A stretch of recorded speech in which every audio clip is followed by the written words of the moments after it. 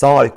الحلقه دي انا كنت عاوز اعملها من زمان جدا، وتقريبا كنت عاوز اعملها من اول ما بدات الفيديوهات، والسبب ان اللاعب ده هو كان لاعبي المفضل وانا صغير، هو لاعب الطفوله زي ما بنقول. لو انت من جيل الثمانينات والتسعينات هتفهم كلامي كويس. طبعا هتفتكر البلاي ستيشن 1، السي دي اليابانيه، وسرعه روبرتو كارلوس الخرافيه لدرجه ان احنا كنا بنحط هجوم مع رونالدو. 4対1。さあもう一度見てみましょう。ロベルトカルロス وشهرة روبرتو كارلوس، وبدأت الناس تتكلم عليه بعد هدفه الشهير في فرنسا، مع ان الهدف ما كانش في بطولة مهمة، بس الجول ده خلى العلماء تحلل وتعرف ازاي الجول ده اصلا جه. الجول ده بقى اكتر جول شهر روبرتو كارلوس، مع ان روبرتو كارلوس كسب بطولات كتيرة، كسب كاس العالم، كسب دوري ابطال اوروبا، كسب الدوري الاسباني، دوري ايطالي. وقت الجول ده ما كانش فيه سوشيال ميديا، وكان فيه نت قليل جدا، كان في السايبر بس. انا فاكر واحنا بننزل نلعب في السايبر الجول ده كان موجود في كل اجهزة السايبر، طبعا مع اهداف ميدو لما كان في اياكس. مش موضوعنا ميدو دلوقتي. يلا نبدأ أول القصة عن أشهر هدف في تاريخ الكورة. سنة 97 وقبل كأس العالم 98 في فرنسا. فرنسا حبت تعرف مستواه الفني للفريق، كمان حبت تعرف هتعرف تنظم بطولة كأس العالم 98 ولا لا، فعملت بطولة 97. دي بطولة ودية بس كانت فيها فرق كبيرة جدا، كان فيها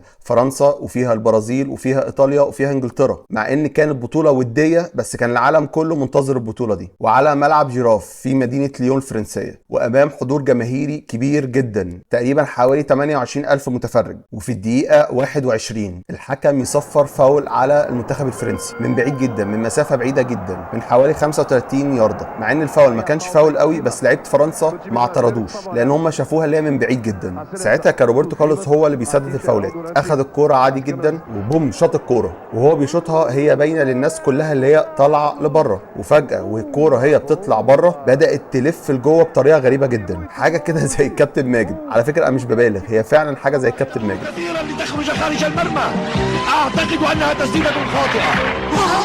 الكرة تدور نحو اليسار، مستحيل. اجل الكرة تدور، دارت بشكل منحرف وارتدت عن الارض.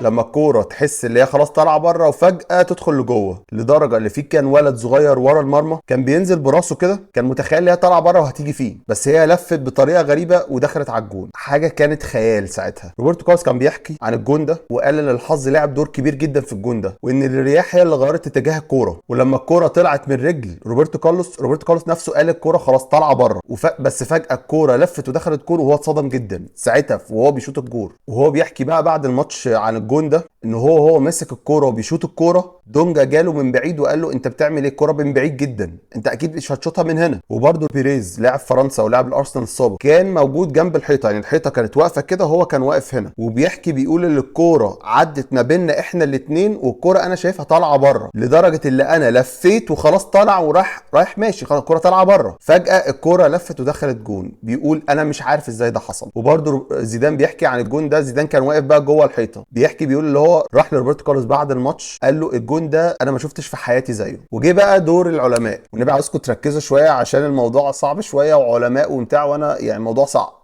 فركزوا معايا شويه. العلماء بقى قالوا ايه عن الجون ده؟ قال ان روبرتو كارلوس شاط الكوره من الجزء اللي تحت على اليمين في الكوره وبسرعه 84 كيلو في الساعه، وده اللي خلى الكوره تلف حوالين نفسها عكس عقارب الساعه عشان يكون الضغط في الشمال اقل من اليمين، وده اللي بيخلي الكوره تلف بالطريقه دي. ركزوا معايا الله يخليكم، ده كلام علماء وكلام كبار. انتوا شايفين المحل الهدف الخرافي، وجايبين اساتذه وجايبين علماء وجايبين اساتذه ودكاتره جامعات عشان يحللوا الجون ده. فكان في مقابله قريب كده مع روبرتو كارلوس، فبيسالوه ايه افضل هدف في تاريخك اللي انت بتحبه؟ فطبعا كلنا او كل الناس اللي كانت بتسمع المقابله كانوا مستنيين يتكلموا على جون 97 اللي احنا الجون اللي بنتكلم عليه.